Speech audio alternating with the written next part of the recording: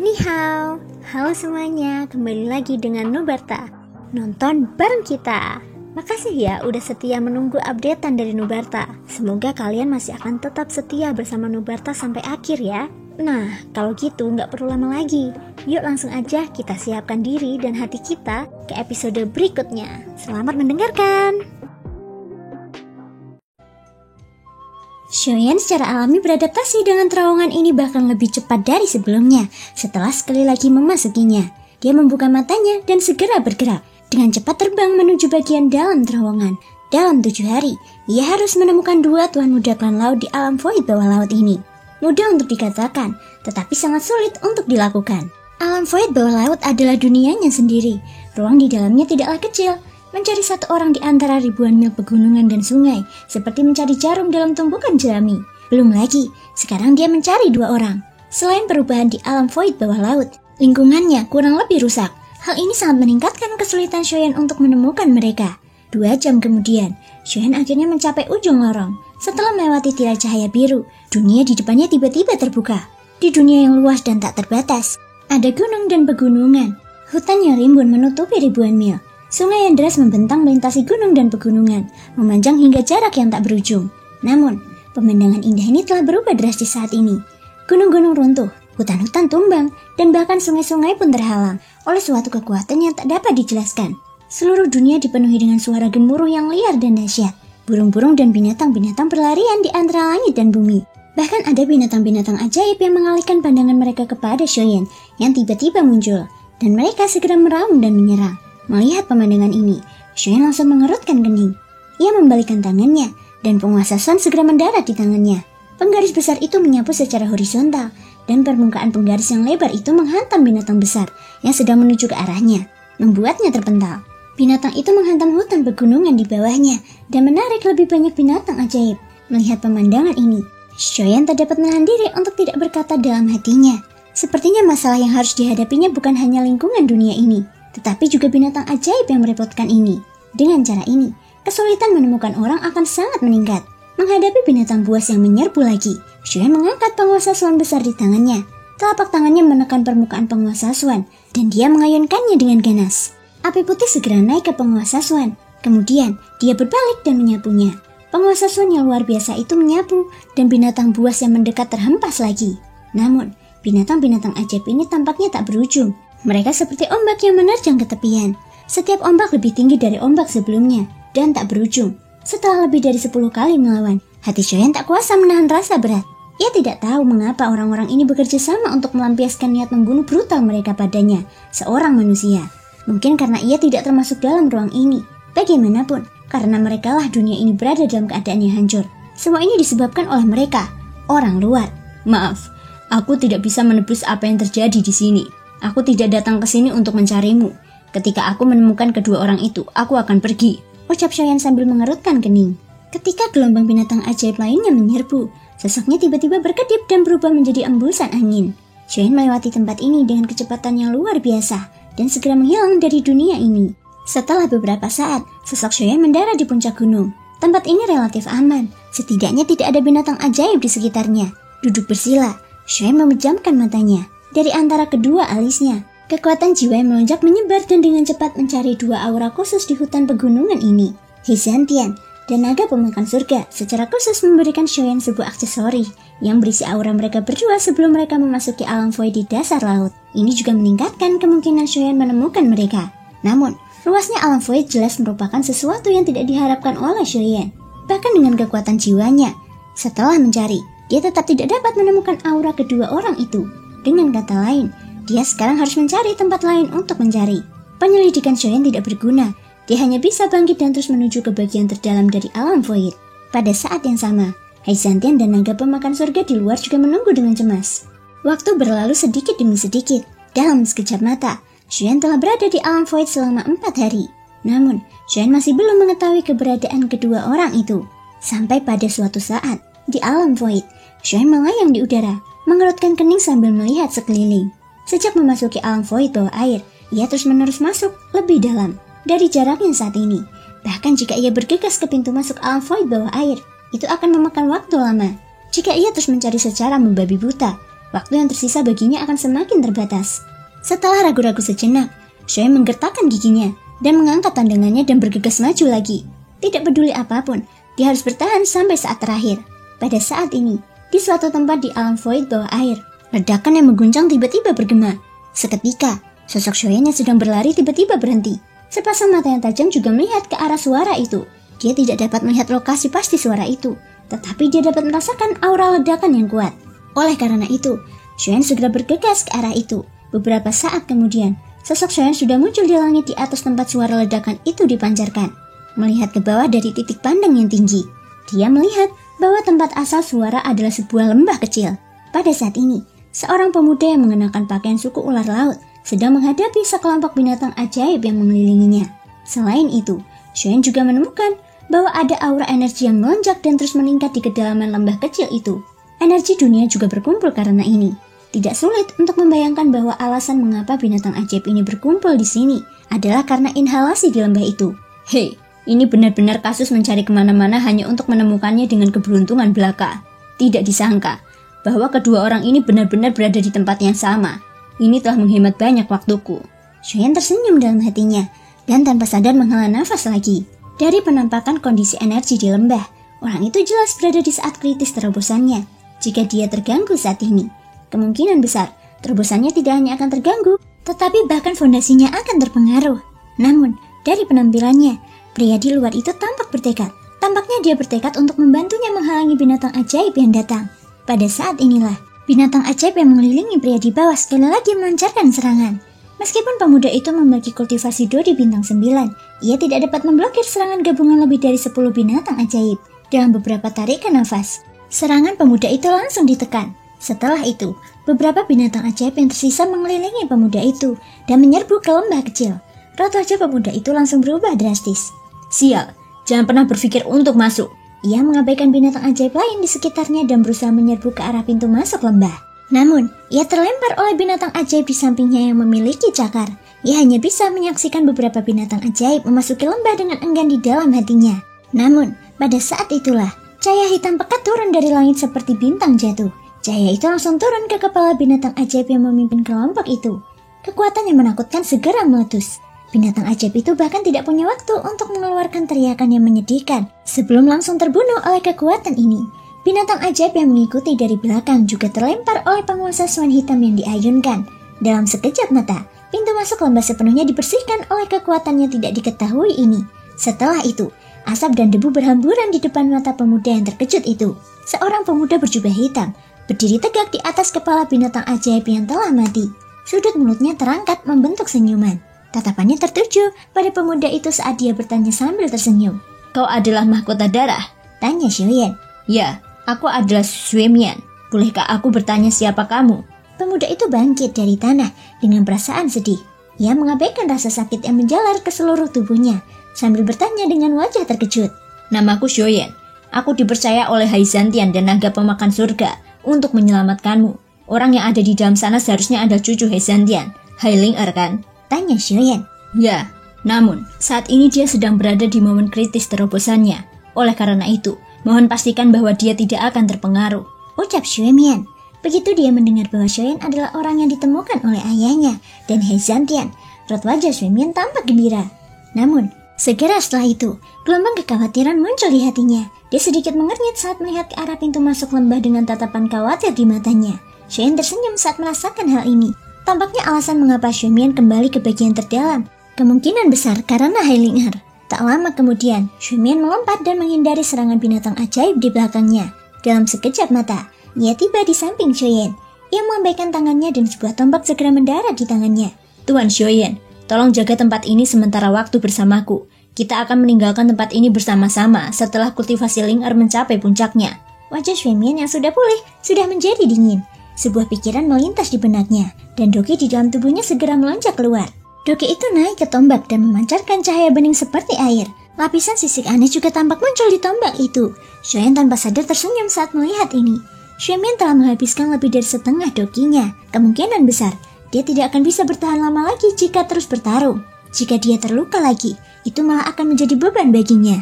Kurasa sebaiknya kau pulihkan dokimu dulu. Dengan kondisimu saat ini, kau tidak akan bisa bertahan.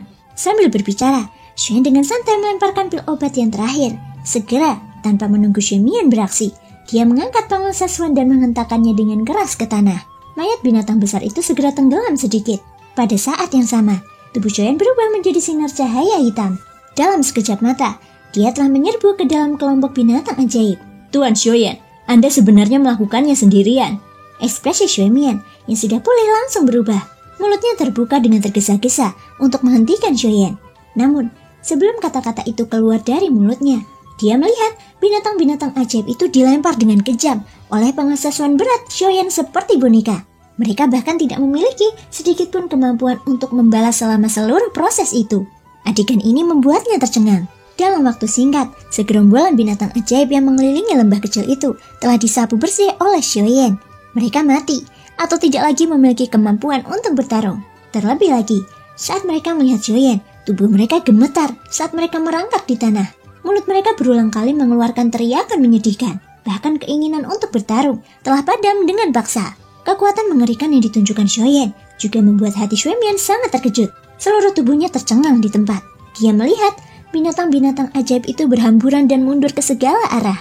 Setelah itu, dia melihat mayat-mayat binatang ajaib itu berserakan di tanah. Hatinya benar-benar tidak berani membayangkan bahwa hasil pertempuran yang mengerikan seperti itu benar-benar dicapai oleh pemuda ini. Dengan penindasan Xuan, binatang ajaib tidak berani maju lagi untuk waktu yang singkat. Oleh karena itu, Xuan berbalik dan memasuki lembah di belakangnya. Xuemian mengikutinya dari dekat. Setelah mereka berdua memasuki lembah, mereka melihat sekeliling dan melihat bahwa gua kecil itu dikelilingi oleh pegunungan di semua sisi. Hanya di puncaknya, mereka dapat melihat sepotong kecil langit. Ada juga banyak celah di antara pegunungan di semua sisi. Energi dunia masuk melalui celah-celah dan pintu keluar tepat di atas. Karena celahnya terlalu sempit, binatang ajaib dari dunia luar tidak bisa masuk. Pintu masuk di atas terlalu tinggi. Oleh karena itu, satu-satunya cara bagi binatang ajaib untuk memasuki lembah adalah melalui pintu masuk di belakang Xuan dan Xuemian. Xuan tak dapat menahan diri untuk menganggukkan kepalanya ketika melihat medan yang unik. Ini adalah tempat yang bagus untuk terobosan. Tidak hanya dapat memastikan bahwa seseorang dapat menyerap cukup energi dari dunia, tetapi juga dapat mengurangi sebagian besar masalah dan mencegah proses terobosan terpengaruh. Harus dikatakan bahwa mereka berdua telah menemukan tempat yang bagus. Sayangnya, insiden di dasar laut telah menyebabkan binatang ajaib menjadi jauh lebih ganas. Akibatnya, mereka telah memperhatikan perubahan energi di sini dan menyebabkan masalah bagi mereka berdua. Jika Xuan tidak tiba tepat waktu, mereka berdua akan kehilangan nyawa mereka. Sambil menyapu pandangannya ke seluruh lembah, dia melihat sebuah batu alam di tengah lembah. Kebetulan saja, sinar matahari yang bersinar dari seluruh bagian lembah menyinari batu itu. Pada saat ini, seorang wanita muda bergaun biru dengan wajah yang sangat cantik sedang duduk di atas batu dengan mata tertutup rapat. Saat dia menarik dan menghembuskan nafas, energi yang terkumpul di lembah itu terus-menerus diserap dan dimurnikan olehnya. Pada saat yang sama, aura di dalam tubuh wanita muda itu meningkat pesat. Dari kelihatannya, wanita muda itu akan segera dapat menyelesaikan terobosannya. Sebelum ini, kemungkinan besar semua masalah selama kurun waktu ini akan diserahkan kepada Xuan dan Xuemian untuk ditangani. Setelah memberikan instruksinya, Xuemian menemukan tempat di lembah dan mulai memurnikan pil obat yang diberikan Xuan sebelumnya. Di sisi lain, tubuh Xuan berkelebat dan dia muncul di puncak lembah dalam sekejap mata. Dia melihat ke bawah, ke lingkungan di luar lembah dari atas. Sekilas, binatang ajaib dengan berbagai ukuran diam-diam mendekat dari hutan pegunungan yang jauh.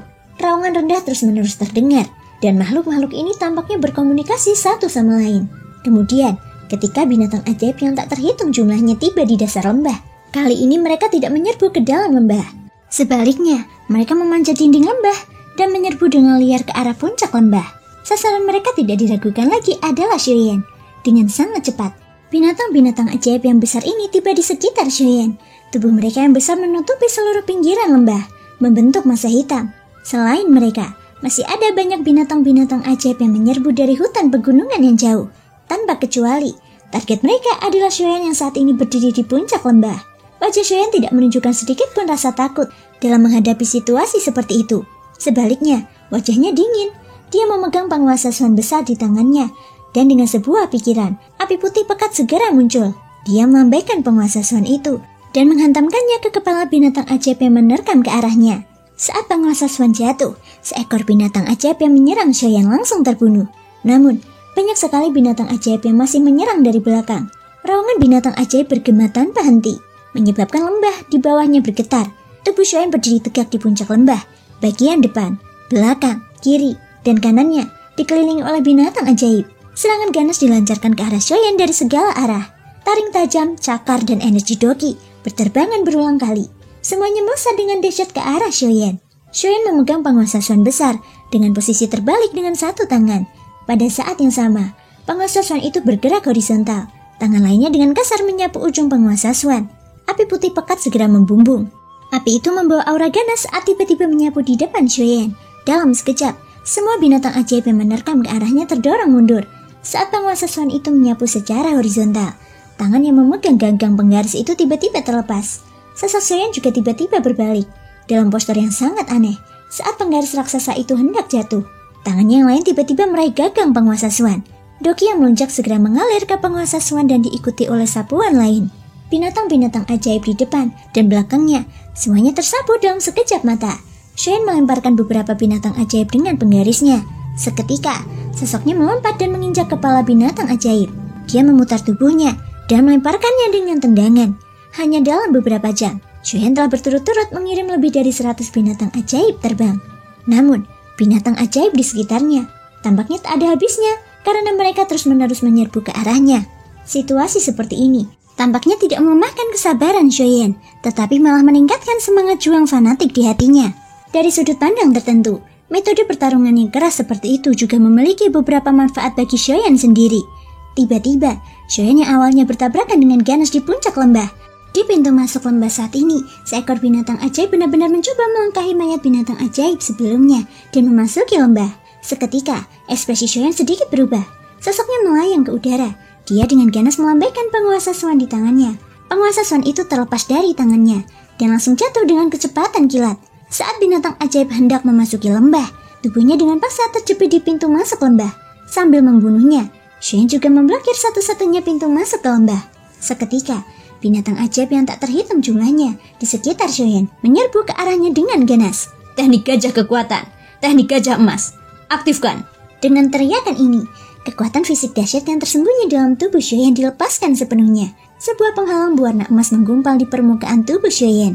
Terlepas dari bagaimana binatang ajaib itu menyerang, Shoyan hanya peduli untuk melambaikan tinjunya dan menyerang binatang ajaib yang menyerangnya secara langsung. Seketika, terowongan menyakitkan yang bahkan lebih menyakitkan dari sebelumnya terdengar dari tumpukan binatang ajaib. Dibandingkan dengan beberapa saat yang lalu, Shoyan saat ini tampaknya mampu menembus segalanya dengan mengandalkan kedua tinjunya. Serangan apapun akan dengan cepat ditumbangkan dengan cara yang tak terhentikan di bawah tinju Shoyan. Shoyan membuka mulutnya lebar-lebar saat dia berdiri di dalam lembah. Dia mengangkat kepalanya untuk melihat Shoyan di atas. Sehari telah berlalu dengan sangat cepat. Dari 7 hari yang disebutkan Xiao Swan, hanya tersisa kurang dari 2 hari. Proses terobosan Healing Earth belum berakhir. Ini juga berarti bahwa Shoyan dan Xuemian masih harus menunggu di sini. Shoyan yang berada di puncak lembah tidak dapat menahan perasaan khawatir jika ini berlarut-larut terlalu lama. Itu tidak akan bermanfaat bagi mereka. Akhirnya, pada siang hari, energi alam yang bergejolak di sekitar Healing Earth perlahan-lahan tenang. Aura di dalam tubuhnya juga telah stabil pada tingkat Dodi bintang 9 awal. Sepasang mata indah yang telah tertutup selama lebih dari 10 hari perlahan terbuka. Wanita muda itu perlahan berdiri. Gaun panjang yang dikenakannya berkibar lembut, memperlihatkan sepasang kaki putih yang indah. Sosok yang montok juga sepenuhnya ditampilkan pada saat ini. Ling-Er, kamu sudah berhasil. Baru ketika wanita muda itu berdiri, Xuemian tersadar dari linglungnya. Dia buru-buru berlari ke depan wanita muda itu, dan dengan hati-hati membantunya menuruni platform batu hijau dengan satu tangan. Mendengar ini, wajah cantik wanita muda itu memerah saat dia mengangguk. Dia segera berkata, "Kakak Xuemian, terima kasih telah melindungiku selama beberapa hari ini. Kalau tidak, aku tidak tahu apakah aku bisa menerobos dengan tenang." Mendengar ini, Xuemian tersenyum canggung dan menggaruk kepalanya. Setelah itu, dia berkata dengan agak malu, "Sebenarnya, tidak semuanya. Aku bisa dengan mudah menghadapi binatang ajaib itu beberapa hari yang lalu. Namun sejak kemarin, semakin banyak binatang ajaib berkumpul di sini. Aku tidak bisa lagi menghalangi mereka." Menjelang akhir, Xuemian tak dapat menahan diri untuk menundukkan kepalanya dan menyalahkan dirinya sendiri. Melihat ini, Healing Earth mengernyitkan alisnya dengan bingung. Karena Xuemian telah mengatakan bahwa dia tidak dapat lagi menghalangi binatang ajaib itu sejak kemarin. Apa yang akan terjadi selama 1 atau 2 hari ke depan? Itu orangnya. Manusia itu bernama Shoyen. Dia tiba-tiba muncul sehari sebelum kemarin. Hanya dengan dia saja, dia memblokir semua binatang ajaib di luar. Tiba-tiba, Xuemin mengangkat kepalanya.